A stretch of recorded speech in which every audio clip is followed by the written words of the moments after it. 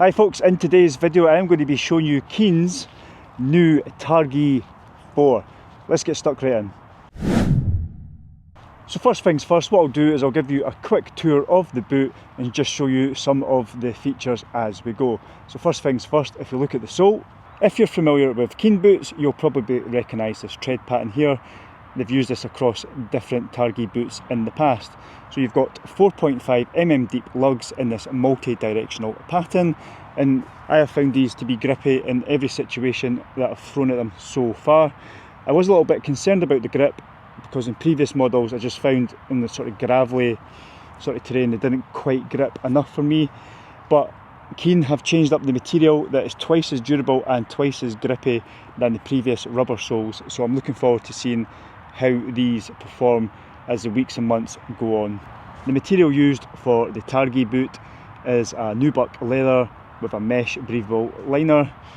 The tongue is padded, as well as the collar for your ankle, and it's also got the heel lock system as well, so when you tighten the laces it also just tightens around your heel there for a nice snug comfortable fit.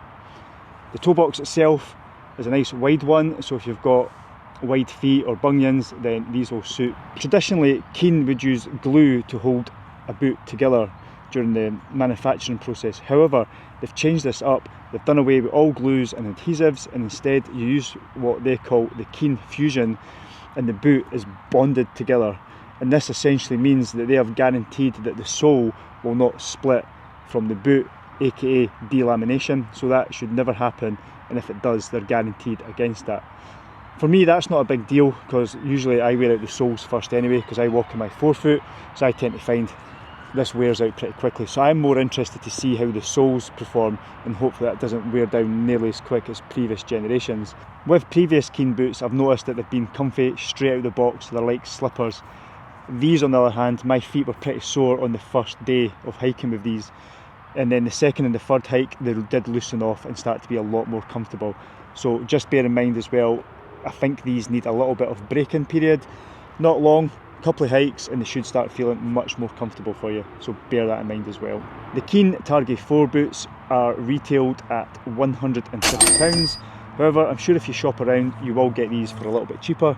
In my opinion I think £150 in today's money is probably about right for this type of boot. These also have the KEEN Dry waterproof membrane.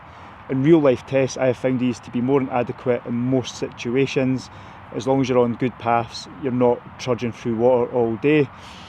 If you're in more boggy, pathless terrain and the boots are constantly getting submerged in water, I do find that membrane does tend to fail and it does let in water.